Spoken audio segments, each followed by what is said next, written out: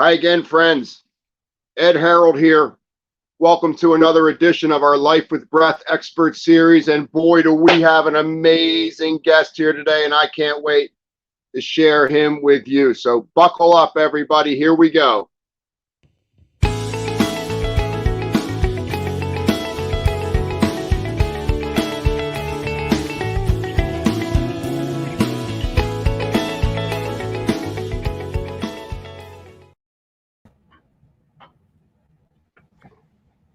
Well, hello, everyone. It's great to be with you. Today, we have the amazing Dr. Michael Miletic with me, who is just one of the most powerful human beings on earth, producing positive change in the mind and body.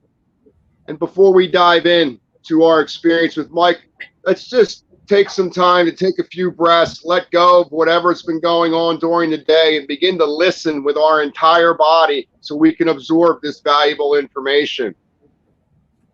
So if you can, plant your feet firmly down into the earth and just feel the strength of your lower body mechanics in the chain of muscles that connects your hips with your feet.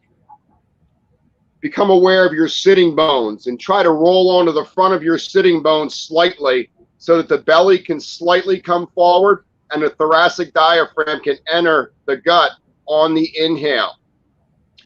Shoulder blades, we'd like to have them back and down with the chest slightly open, lots of space between the ears and shoulders, really stretching the trachea long. Moving your awareness to your face. Release and relax your eyes of any straining or tension today. Release and relax your low jaw, maybe separating the teeth a fraction of an inch and allowing the top of the tongue to rest on the upper palate, expanding the maxilla.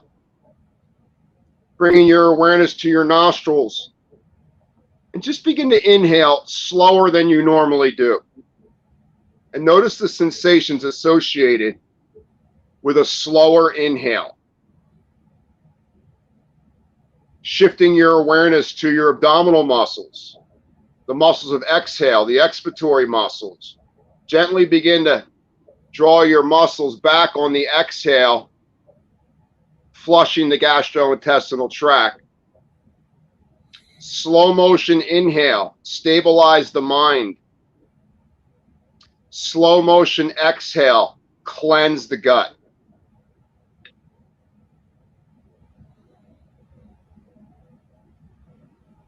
For those of you who are familiar with the ocean sounding breath or the Ujjayi breathing technique from the yoga systems, add that to your diaphragmatic nostril breathing. Feel the vibration around the thyroid, the vibration around the vagus nerve. And notice it takes longer to inhale and it takes longer to exhale. Less breaths per minute, less energy used, more efficiency in the mind.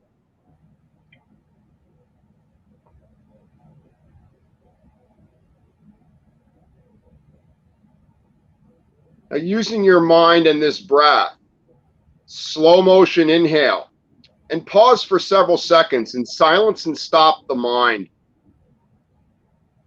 Slow motion exhale to completion, deflating the lungs, and then maybe holding the breath out for several seconds. Again, stopping the mind, silencing the mind. Repeat. Super slow rhythmic inhale, stabilize the brain. Relax, hold several seconds. Release the moment on the exhale, drawing the navel back to the spine, a gentle squeeze of the abdominal core, and hold out several seconds.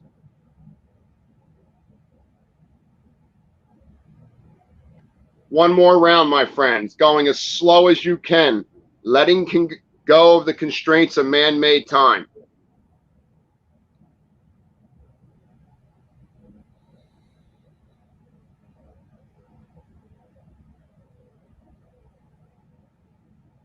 And then let your body breathe on its genius of the autonomic nervous system. Let it breathe on its own and reboot the systems. Bring yourself fully present and smile because you're you. There's no one else exactly like you. but we're all basically the same. We're remarkably, extraordinarily average. Take a deep breath in through your nose and exhale out through the mouth with a sigh. Relax and feel, ladies and gentlemen. And boy, do we have a guest for us today. We have Dr. Michael Miletic, who's a former Olympic athlete and prominent physician specializing in clinical neuroscience and metabolic medicine. Dr. Miletic evaluates the brain, mind, and body and brings the latest science and evidence-based treatments to optimize your health, specializing in athletes, executives, and adolescents looking to reach their full potential. There's a quote in this bio which is really profound. Dr. Miletic stated that real progress depends on finding the why at the foundation of our behaviors and challenges. Most people treat the symptoms, but I see the symptoms as clues to the broader issues that, if addressed, can bring out new levels of energy, connection, focus, achievement. I partner with my patients, meeting them where they are and setting goals that they can achieve with the help of my team. And in my practice, you are an active participant in your health and growth. Welcome, Dr. Miletic. Thank you, Ed. What a pleasure to finally get together with you. I appreciate your inviting me on. Oh my gosh, where do we begin? Well, let's start in the beginning. Your youth, super athlete. You must have loved being in your body, the training process, the competitive process. What was it like being a child where you grew up with competitive sports? Actually, there's a little bit of a misnomer among people that grow up as super athletes. In fact, I talk to a lot of those kids who do, and I think that that's really a blessing and a curse. What I mean by that is the blessing is they excel very quickly, very easily. They're genetically gifted. The curse is they don't learn how to deal with adversity when adversity strikes them.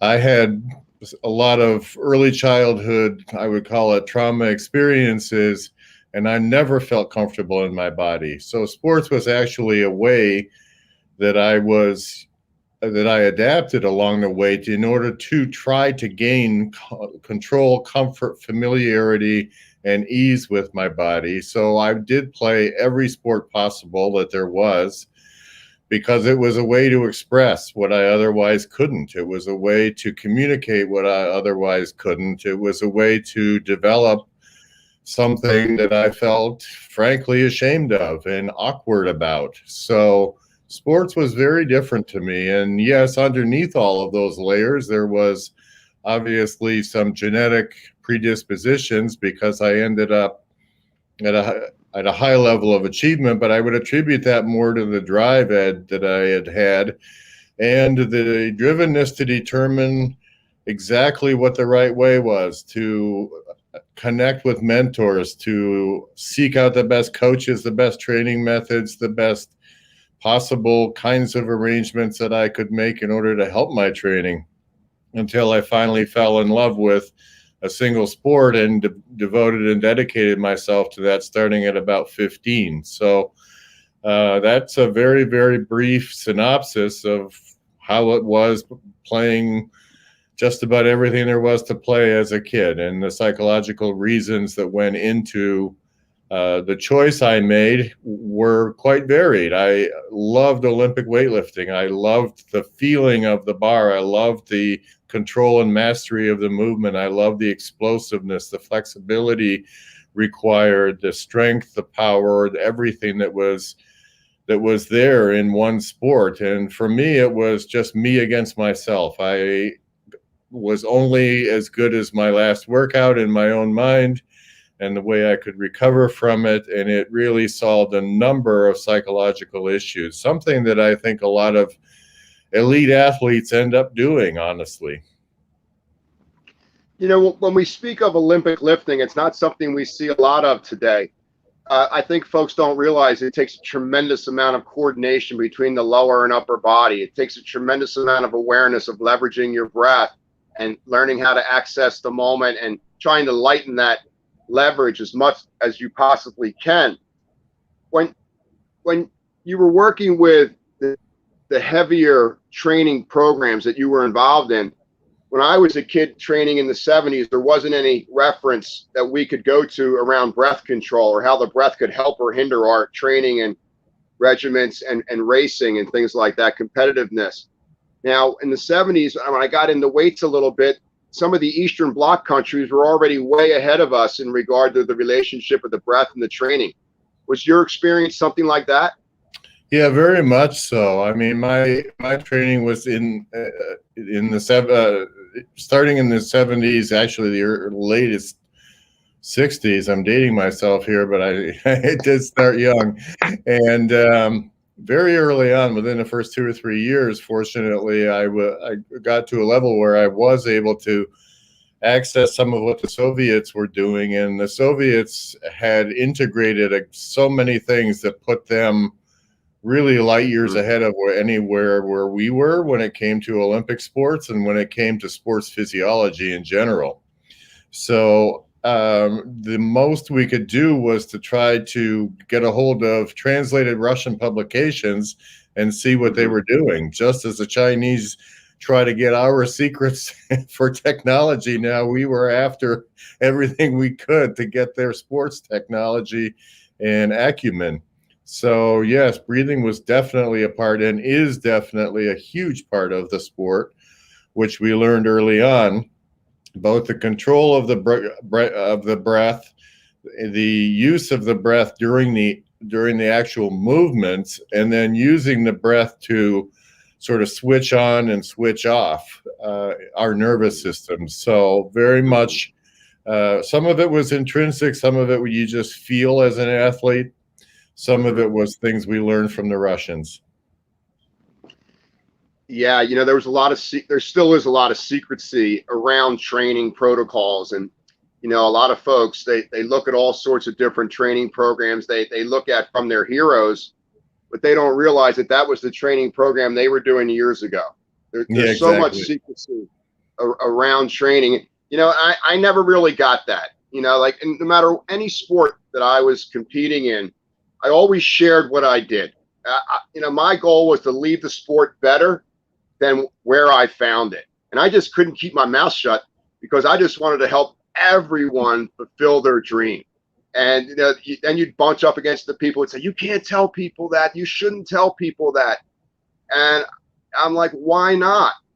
Let's improve the quality of the sport and improve the quality of the training and evolve from where, frequency, intensity, duration, and then maybe adding in some breath control, some balance, and different angles that we can work the body against gravity. And then we can work angles into the mind so that we can always see ourselves organically, that next step of natural improvement occurring on its own. Well, you're clearly a very altruistic guy and clearly ahead of your time. Now that we have the internet available to us and we have so many people clamoring to get on to share their training secrets and so forth, we have so much more access to information, as you know.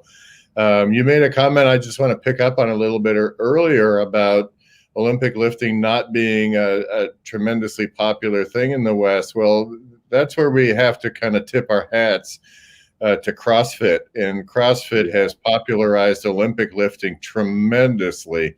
CrossFit has become almost an Olympic weightlifting sport. And in particular, and I'd like to emphasize this too, just as our own personal point, women in weightlifting have now become a major athletic force around the globe.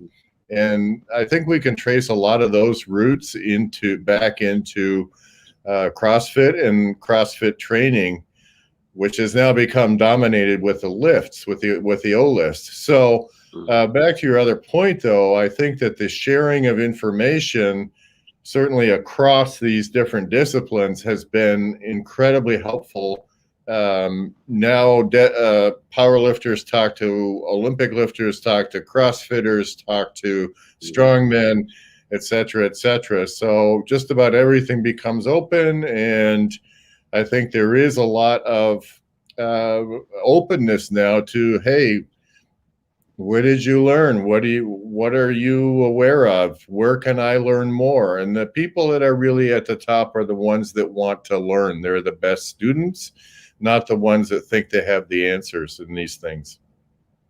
Yeah, so true, so true. But let's shift a little bit to what I believe is the most important muscle out of all the 600 or so muscles, this beautiful thoracic diaphragm.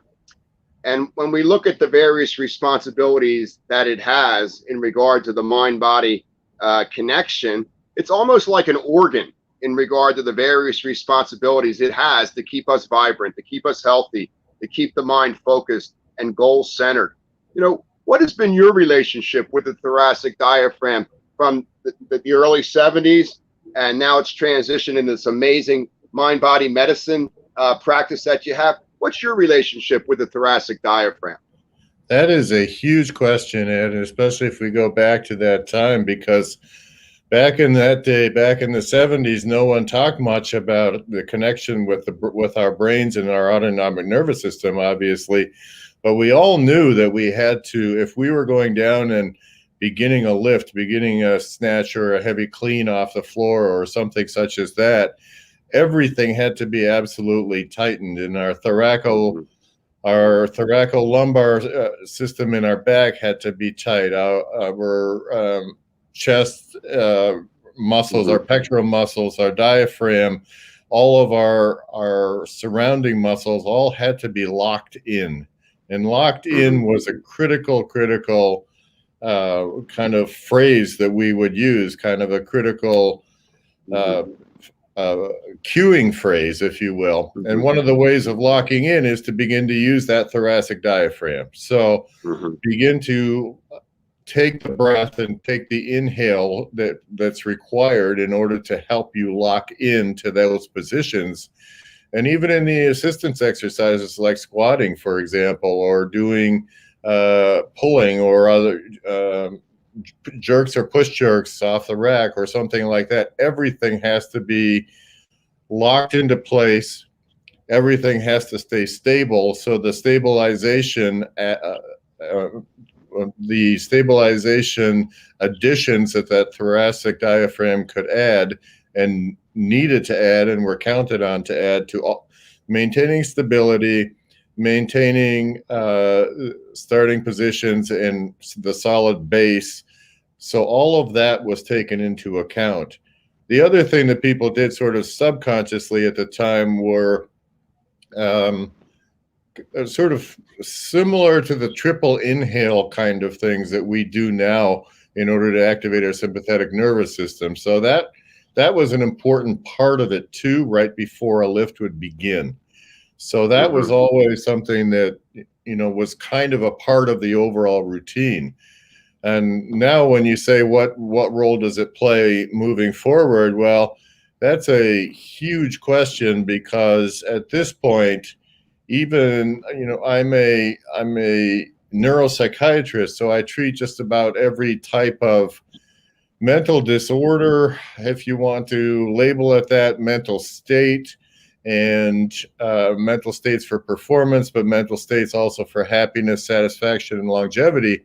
And whenever you're doing that, it becomes critical and fundamental to train ourselves to monitor through interoception and then manage our autonomic nervous system. So therefore, I teach most of my patients, I teach all of my patients, or discuss with all of my patients, not to try to sort of figure out their anxiety or their depression. You don't work top down, you work bottom up. And the way to begin working bottom up is by being aware of your breath. And that's where I start with everybody in their bodies. And this sounds odd coming from a psychiatrist, a neuropsychiatrist, and I'm also a psychoanalyst, because you're not going to read this in the psychoanalytic literature, but begin from below, work, and then work bottom up, and then get yourself in a situation whereby you help people get where you were, exactly what you were doing at the beginning of this exercise today and this podcast today. Then they can start using their minds. Their minds are then freed up, which I love your phrase, by the way, of being able to do that. So every single patient I have, that's where we start. That's just amazing. And, you know, it really is cutting edge. It's like you're trying to lift the Titanic off the bottom of the ocean when we look at how many folks that you're actually working with and how many folks you should be working with. This bottom-up methodology for rewiring the brain, and this bottom-up methodology to kind of relax and feel into the thought forms is one of the old Eastern arts that has been used for thousands of years. And it's wonderful to hear that Western psychoanalysts are beginning to trust the body, that the body just isn't something to carry the head around. And we begin to think about that downward vertical push on the inhale, that diaphragm, and strengthening the phrenic nerve. And I think folks need to realize that how that diaphragm connects us with our lower body mechanics, and how much the brain enjoys feeling that connection to the feet striking the earth and the rhythm of how we're walking, and linking that vertical movement down, kickstarting the gut brain and the enteric nervous system, and how the lower lobes of the lungs follow the diaphragm down. And the physiology of the lungs, we know there's all these oxygen-rich, parasympathetic nerve endings, hemoglobin-rich in the lower lobes of the lungs, so that every moment of our life, even though we might be training, could have a therapeutic application to it. So I'm a big believer, especially as far as like when you look at weightlifting and the lower body structure and how that can be used, not just to produce, you know, a limber body, a strong toned body, a beautiful healthy spine with erector spinae muscles, but the brain responds to that spine. It responds to the lower body mechanics organically and naturally. Has that been something that you've been bumping into in your practice? We're only beginning, Ed, to touch on how critical interoception or enteroception is. And a lot of times that is more of a reference to what our autonomic nervous system is doing in terms of our, in particular, cardiovascular, as well as GI systems, our lungs and so forth are doing in order to inform our brains or talk to our brains about the state of our bodies. But also, I think it's the point you're adding that I think is also very important, that we ought to expand the definition of what we mean by interoception, because if we're able to feel like you're describing the earth, if we're able to walk around barefoot in the backyard and really feel planted, if we're able to take that and move it into our sports, and it doesn't matter what the sport is, and it doesn't even matter if you're actively competing. It can be anything from taking a walk to an NHL hockey player that's out literally on blades. If you're feeling that movement in your body, first of all, you require breath and you require letting go in order to fully feel that movement.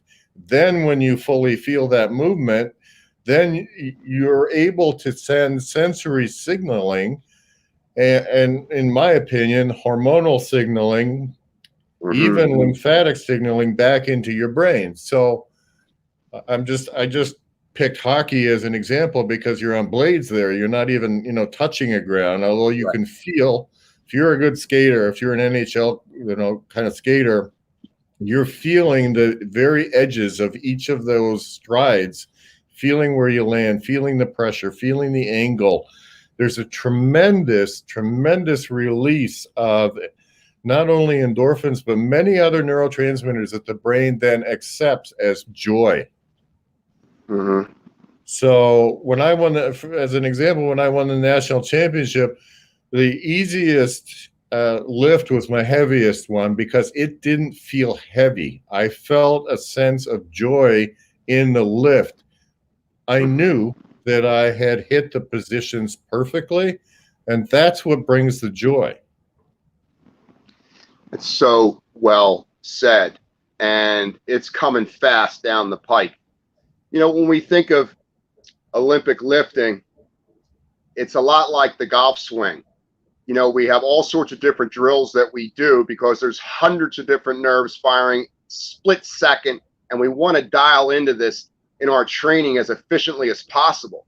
But when we're in competition, we just want to have that joyful feeling. It's not really a thought.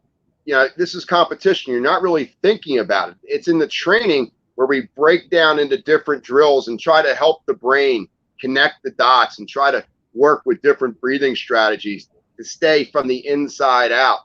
And when you add that to the work you were just doing with the hockey players, and they have this cross-lateral movement with their arms and legs. And what I found with hockey players is this cross-lateral movement triggers the DNA, which is a double helix, which is smaller molecularly than our cells. And it has a tremendous effect on the two prefrontal cortexes and how the corpus callosum is allowing both prefrontal cortexes to talk to each other. So it's almost like the skating motion with a focused breath can take us beyond ourselves right into a flow state. Is that something that you would say is reasonable? I think that's a really brilliant connection you just made, because if you look at the skating stride, and we'll stay on that for a minute, if you look at the skating stride, it's now a lateral cross body. Everything is lateral and cross body. In fact, my son is a professional hockey player in the Carolina Hurricanes organization, and he was describing training this summer. There's no straight ahead striding that's being trained anymore. Everything is cross body flow. And what we can do with that, so this exists on so many different levels and in so many different layers, Ed, because what we do with that then, many athletes get caught in thinking about the end goal. Am I going to run fast enough? Am I going to score enough points? Am I going to get enough yards in this football game coming up this weekend? If you get caught in thinking about that, then you divorce yourself from those parts of your brain that need to be in the moment. So what becomes, so many people, so many athletes that go into slumps, for example, are worried about the next shot. So many other ones that end up, getting too tight are regretting the last, quote, bad play they made. If you're thinking in either direction, you stop the process of flow in its tracks. So many athletes and performers of all sorts that come to me for work, we have to train them to stay in the moment. And you train for the joy and pain, but the joy that comes through getting through the pain, you train for those moments. And then if you need to take that mindset with you into competition, even when the stress feels unbearable, you absolutely have to divorce yourself from the outcome and focus on the immediate. Well, we could download a lot there, couldn't we? That is so brilliant. That is so brilliant. On one level, it seems that we seem like we're awake in the present moment, worrying about the next shot, when actually we're actually asleep in the present moment, and our subconscious brain, our cerebellum, has come forward to the conscious brain and has clogged our ability to see this fresh, open moment before it actually has occurred. And the power of the subconscious brain to overwhelm the conscious brain is scientifically proven. And how can we keep that? Because we need our subconscious. There's no way that you can survive without it. And a lot of it is great. But how do we take some of those lower drives of inferiority, or I'm not good enough, or it's not going to work out the way it did last week, or Billy always beats me in every race? What are some tools and strategies that we can give folks to get beyond that negative self-confidence inside? Yeah, well, the negative self-confidence comes about so many times because we can't relax. And so the first thing that I talk to people about that are caught in a loop of this negative self-confidence or questioning or doubting or what have you, I don't tell them stop thinking. I mean, that there are many, many great sports psychologists, and I'm not taking anything away at all from the really good ones. But on the other hand, you can't think your way out of anxiety. You cannot think your way out of bad thoughts. Cognitive work doesn't work against bad thoughts because you're doing the same thing all over again, and you're influencing something that can't be influenced with thinking. Instead, this is where I shift into our bodies, and I say, every time you get a doubt, or every time you get a concern, or every time you get a worry, are you going to score? Or are you going to play well this shift? Or are you going to play well this play? Instead, breathe and feel your breath and identify where the tension is coming from in your body. Let that go. And then just feel what you're doing. So I literally take somebody or try to get somebody to dissociate back out of all of that talk by focusing and associating and locking into their bodies. To do so, you hear about so many people, positive self-talk. I'm sorry, that doesn't work, and it doesn't help, and it doesn't create mindsets that can overcome the unconscious, which, as you properly identified, is where much of the negativity and fears and bad memories potentially may be residing. Another example, I mean, you mentioned golf, and golf is a great, great game to think about. How many times does someone just get up, relax, hit a beautiful golf shot, and then get all excited about the next one? Oh, maybe I'm going to birdie this hole, maybe even an eagle. What happens? They shank it. I mean, why? Because immediately they're out of their bodies and into thinking about an outcome. Right. And we're in the future or past, and we think it's the present moment, and it's not. You're speaking about this feeling tone. And when folks are doing drills and they're trying to unwind or figure out, how did this voice get in my head? I've been practicing this sport for 15 years. And now all of a sudden this voice shows up, and he's the new cop on the corner telling me all of a sudden I got to hop through him for me to be successful.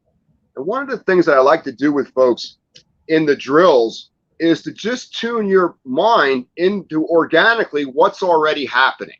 So we know that your diaphragm is moving down on the inhale into your gut brain and connecting you to your psoas, which connects you to your rotators, which connects you to your larger muscles of your legs.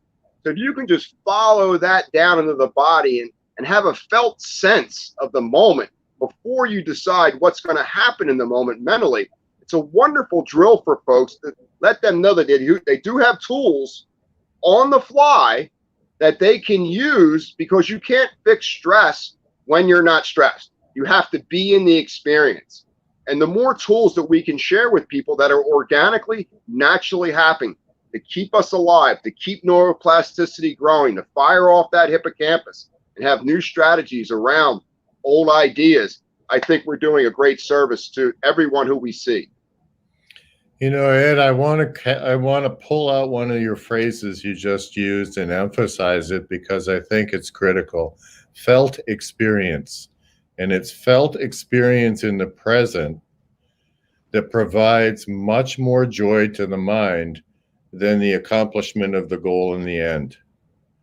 And most people, after they accomplish a goal, actually the opposite occurs. You actually go into a mini state or micro state of depression. But when you are focused on that fixed or when you're focused on the felt experience of the present, the joy persists. And if we can get those messages across, particularly to kids learning a skill along the way, then you're going to be creating someone that's living in that moment, and not teaching kids to over stress about, and it can be anything from the SATs to their scores at the end of the year in school to anything at all. We focus on the immediate moment. Yeah, it crosses all platforms, whether it's Absolutely. athletics, whether it's scholastic, whether it's a business deal, or whether you want to be healthy. Folks have to realize it's dark inside these bodies. This energy will respond to your awareness. It's its slave. So I think folks need to realize the power that we've been imbued with and tools that you have to stay present, and it's going to unfold the way you choose for it to unfold. If we could talk a little bit about how heart rates, well, first of all, we know that how many breaths you're taking per minute is going to reflect your heart rate and blood pressure. Now, you're huge neuroscience, one of the best on the planet. Could you speak a little bit about how heart rates affect brainwave activity and neurochemistry secretions? Yeah, I mean, there have been some really interesting studies about that, and also about heart rates and the synchronicity with breath rates too.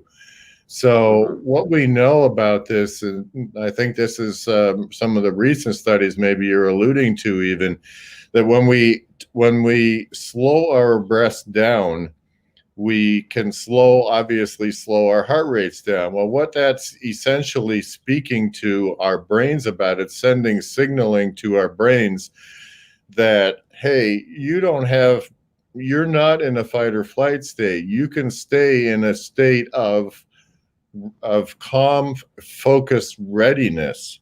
So I see where you're going with your question, because breath and breathing regulates heart rate, regulates blood pressure, which in turn signals the brain that we're not in a state where we need to go into fight or flight. What this also does, Ed, is our limbic system, which is our system where much of our emotion, and you were talking about negative emotion a minute ago, much of our emotion, our anxiety, our discomfort, and so on, is being generated in our limbic system and in our amygdala in particular.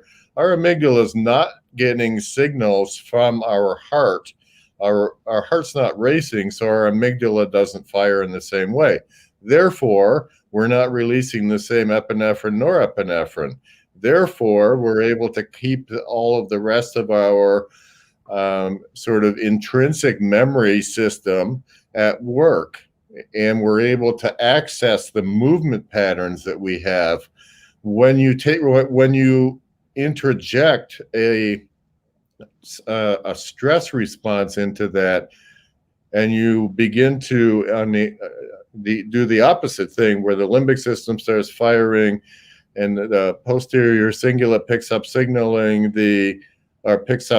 signals from the body, from the cardiovascular system. When the amygdala starts firing, you do the opposite. You uncouple the ability to stay in that flow state that you're describing. Super interesting. And this applies to everyone across all platforms, which is so important to folks, that it doesn't matter whether you're a young athlete or a professional athlete or a CEO or a manager. We're all trying to create the same physiology to help us control our psychology, so that we can become most efficient with the energy that we have at any given moment and our level of skills and awareness. Well, I think that's a critical point, because no matter who you are, where you are, anybody that's had small kids that are triggering them during COVID and lockdowns know this. So anybody from parents like that to people that are under huge presentation and giving an argument in a courtroom, to someone else that may be in the middle of a big business deal, to an athlete, all across the board you're picking up on. What I would even add to that is that this should be part and parcel of an educational curriculum for kids, Mhm. because, Right. and I'll tell you why I believe this to be true. Physiology triggers psychology, which allows someone then to be able to modulate their emotions, to be able to build frustration tolerance, to be able to sort of be self-introspective and self-aware, to be aware of others. Imagine if we took all of that and put that into scholastic curriculum across the board as something we teach our kids. Everything I just talked about has to do with successful problem solving. Yeah. That's where You know, that comes from. So it can be part of parenting, it can be part of scholastics, it can be part, in my opinion, biased as I am, it should be a part of life. Well, I'm really lucky that, not to the level that you do it, obviously, doctor, but I've created a huge program, a breathing and mindfulness program for Goldie Hawn's Mind Up program for youngsters and teachers and parents. Oh So that my we're gosh. all on the same, so that we're all on the same page. There's no such thing as bad feelings. There are simply improper thoughts responding to the feeling body. And as kids grow up, energy comes up. Most kids don't want to act out. They just can't handle the amount of charge that they might have in that particular subjective or objective state. Giving them tools to stay grounded, stay centered, get a good night's sleep, get the right food. I mean, food is our first medicine when we look to maybe alter perception and behavior. Ed, you're saying so many important things here. Like when you're talking about kids and emotions driving thoughts, most people in my field get that wrong. They really believe, and this is, partly where the CBT people kind of went off track, although they're now kind of realigning themselves. They believe that negative thoughts create bad emotions. It's the other way around. It's always an emotion, often unconscious or subconscious, that creates the bad thought. The thought is simply a post hoc response to the physiologic reaction that accompanies that precipitates the bad emotion, quote, bad emotion. And like you say, there's no such thing as a bad emotion. So why not teach a kid how to read their body states? Really, it is our duty to help the next generation, these little seeds, become more self-aware. And the body plays a huge role in self-awareness when you have the most energy in adolescence, your teenage years, and staying dialed in, and empowering yourself, and not trying to fit into the cliques just because you can. And it's a struggle. We all go through it. When you're working with adolescents, is there a certain theme that comes to your office with the boys and girls today? Yeah, I think that's a very interesting thing, and it's happening and changing in front of our eyes. There is a much greater degree of pain in our adolescence than there was before. I'm very focused on a couple of things: the pain that's hidden but expressed in self-destructive ways. So the ways of people coming in and are cutting, people that are drinking, adolescents that are addicted to their phones and then self-isolating, pandemic or no pandemic, the alcohol, the drug use, the suicide rate is phenomenally high right now. And when I say rate, I don't mean just completed suicides, but even our kids that are thinking about dying, our kids that think about, oh, I just wish this were over. I wish I could end my life. There's so many young kids that have no other ways to cope except to think of removing themselves from the earth. It's heartbreaking. And even added on to that, I think in my opinion and in my experience, adolescent males have it even harder. Why? Because males are supposed to bury emotions. They're not supposed to show them. They're never given permission to show them. They're supposed to bury them. They come out in really destructive exterior, external ways of fighting and risk-taking behaviors and, driving and drinking and, trying to prove your manhood in toxic ways and all of these negative things. Well, that's simply because they've never been taught any emotional regulation. And then we expect them, when they're past their teenage years and get off into college, to know how to treat women and to know how to communicate with each other.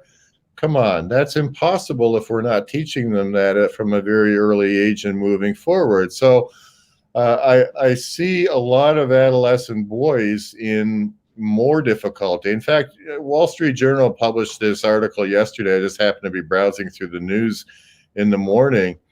The percentage of boys now going off to college has reached 10% less than the number of girls. So our adolescent boys aren't even making it to college. We've got a significant problem on our hands, and it's not being fully addressed. We're all caught up in these political tribalisms, and no one's thinking about the impact on our kids of our actions, except the adolescents and the kids growing up. They feel it, they know it, and they know that when they see the West burning or the East flooding, they know that we're not thinking about them. But they also know on a micro level when they're just being taught to suck it up and go forward. And that's not a message we can keep giving our young men anymore. Yeah, they are super aware. They are super aware, far more than their parents are. Yeah, and the sensitivity that they have around this awareness. I think one of our goals is to get them comfortable with that inside their skin, that you are dialed in and you do know the truth and you deserve the truth. And how can we support you and build this little bit of bridge so we can get you where you are from where you are to the other side, young man? So many young men have this sensitivity, and I love that word because sensitivity is a gift. It's a superpower. It enables you to be able to be aware, gives you the capacity to be for awareness. You're feeling more in yourself, you're feeling more in someone else. But if you're also taught from the time you're a toddler or maybe even an infant, if you're taught to shove all that stuff away and bury it and not allow yourself to use the strength inherent in your sensitivity, then you're really in an emotional straitjacket. So that has to be undone, and we have to go back to using your sensitivity as strength. One thing I've noticed around sensitivity is the folks that are gifted with it, and folks are being born with an all-time high of sensitivity as far as what I can see with who I work with. Sensitivity is something you're going to carry with you the whole ride. And it's not like you're going to be able to turn it off. You're going to have to find a way to work with it and the gifts that it brings. It's not like something you learned in school and it was applicable then, and you go off to vocation and you kind of forget that. This sensitivity is an alarm system that's been gifted to you so that you can remain on true north, on your path, live your dream. And getting guys to buy into that, it's a little bit of a process, but I think your technique of bottom-up learning is wonderful. I think the technique of being in the body is wonderful. How you interact with the mind and the brain is wonderful, because these are heart-based kids. They really care, and they want to get it right. They just don't seem to be able to connect the dots, Doctor. They haven't had anybody to explain how to do that, Ed. They haven't had anyone, including many parents, that are able to understand an adolescent. And I'm going to go back to using boys as an example, to understand an adolescent boy's needs. In fact, there's another study that I quoted somewhere else that I don't have the citation with me, but I can look it up, that a crying boy, a crying infant, male infant, is responded to much more slowly than a crying female infant. So there's an entire lifespan of not having the emotional sort of, first of all, attachments built, back to safety and connection, right? And then those emotional attachments that allow for being able to understand. There's no greater feeling in the world than being connected and then understood. And then to be able to be validated within someone's struggle or within someone's pain. And then, I mean, that's how you develop resilient kids. It's not by saying, man, shut up and man up. Yeah. If you can't trust yourself, you certainly can't trust others. No. And, having the ability to self-regulate, create adaptivity mindsets where the brain can switch gears as we move through the various choices that we make during life, and having healthy brainwave patterns, and having good food in our body, and alkalining the gut, and having a relationship with our breath, and how the breath, the length, depth, and pace of the breath is going to reflect our ability to either be comfortable in the present moment or be in the war department, resisting the present moment. You're a true integrator. Well, I think about what you were saying earlier on in the interview, and so much of my athletic career, looking back on it, I was really using it to fit in, and I used it as escapism. I was creating artificial mindsets and thinking that was the real world when I was in my body, and I was young enough that I could pull it off. But when I stopped, I began to realize, man, I am really rigid mentally. I judge everything outside of me as good or bad. Like the whole world revolves around me. And now my body can't do what it used to do. And now I have to adapt to this whole new world where I have to be compassionate. I need to be forgiving. I need to let things slide. And I'm like a deer in the headlights. Such a good point, because sports and athletics and movement become so much of a haven away from things. And it's one of my strong hypotheses that I've posted a lot about, that very, very high success, high achieving athletes and professionals in general. And I also have a Navy SEAL buddy that has said the same thing. The higher the achievement level, the greater the correlation with childhood trauma. Mm-hmm. So the sport, the activity, the motion, the mobility becomes a haven away from our pain. But the problems begin with injury, with illness, with the need for retirement, with age. Then what do? Then you're talking about your journey where you had to then count on yourself developing as a full human and developing your full humanity. But that's a very rocky road in order to get there, because you no longer have that haven that you can rely upon. And it's a very, very painful mourning process to let go of that and move into something else. Yeah, it's a very painful process when we rely on athletic training to stabilize our perception of ourselves in the mind. It's almost like a drug addict coming off drugs, or an alcoholic coming off of alcohol. The body is great. It's wonderful, but it needs to be respected. There needs to be boundaries there. There needs to be self-respect there. And then that will just naturally and organically come up into our mental states. Mm-hmm. Yeah, I agree with you. And you're kind of making a parallel between, there is a parallel between the drivenness and the need to continue to perform at a high level and the addictive qualities to that. I certainly felt that. I certainly still do to this day, feel the remnants of it. If I, miss a day of fitness, or if something else is starting to hurt in my body and I can't do what I want to do, there is a real feeling of withdrawal and sort of a state of mindful sort of depression at that time. So there is a parallel between having to, and this is a difference between when people are our age or people that have been injured and lose their careers and so on. This is what you have to face. Yeah. And, human life is brutal.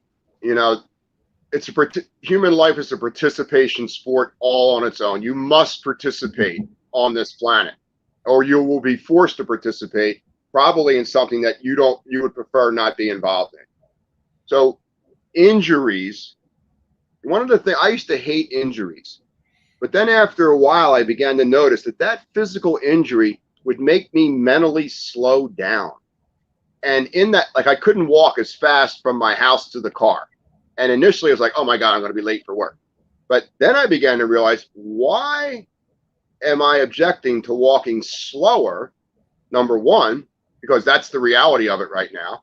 And then number two, my mind would begin to have new ideas around not fully integrated emotions and thought forms about the pace I was living my life. So the injury was actually, when I could take myself away from it, it was actually a gift that was rewiring my mind, my perceptions.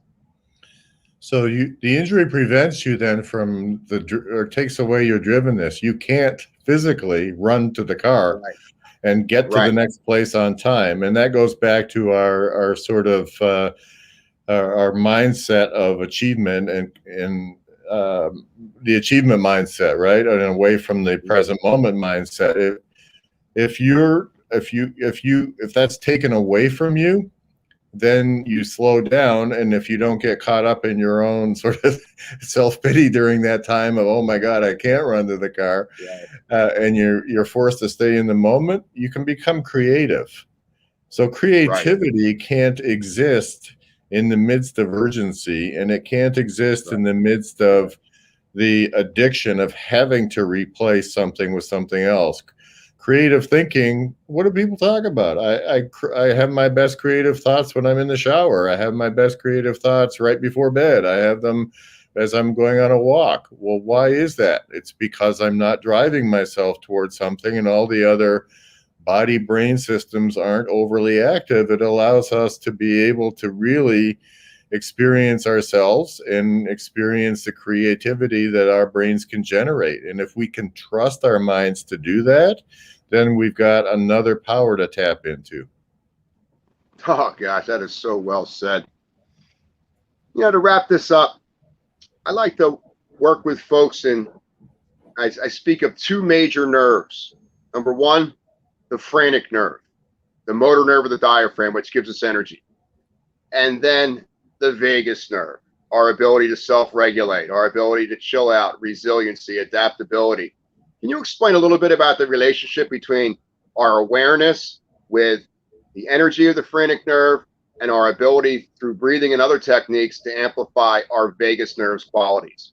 Yeah, that's an absolutely great question. And it's a fundamental question to teaching bottom-up treatments, right? Or regulation. And by being aware of our phrenic nerve and we're not really aware of our phrenic nerve. We can't be aware of a motor neuron, but we can be aware of the effects of the motor neuron, which is always what the end plate of the motor neuron is the muscle, right? So we can be aware of our diaphragm, and we can become aware of our thoracic diaphragm and the movements it's making, and therefore aware of our breath rates. Now, once we become aware of that, and this should be practiced as second nature all day long. The breath work I give my patients, I don't tell them to do it episodically or sporadically. I tell them to make it an all day long practice under all kinds of different conditions. So when we become aware of our diaphragm and become aware of our breathing going too quickly, increasing the frequency, back to your other point about increasing cardiac beats during cardiac frequency, then we can go into our breath work, and then we can take over with our vagus nerve and our breath work. We can take over by signaling through our vagus nerve in order to settle down our entire body brain system. And that's the circuit that I think we ought to be teaching, that we're talking about. So awareness, constant practice, and then once we're aware of something, picking up on the signaling, and then once we pick up on the signal, we can intervene through these methods. Wow. I just want to thank you from the bottom of my heart for sharing an hour of your just beautiful wisdom and awareness and scientific knowledge and your athletic experience. I mean, you are such the real deal. And it's been a wonderful hour of my life, and I can't thank you enough, Dr. Michael Miletic. Ed, it's been absolutely my pleasure at any time. Look forward to talking more in the future. Thanks for the work you're doing. You're making a real difference out there. Don't ever forget it, doctor. And as always, go be great. Thank you, Ed. Take good care. Bye-bye. Thank you, buddy. Bye-bye.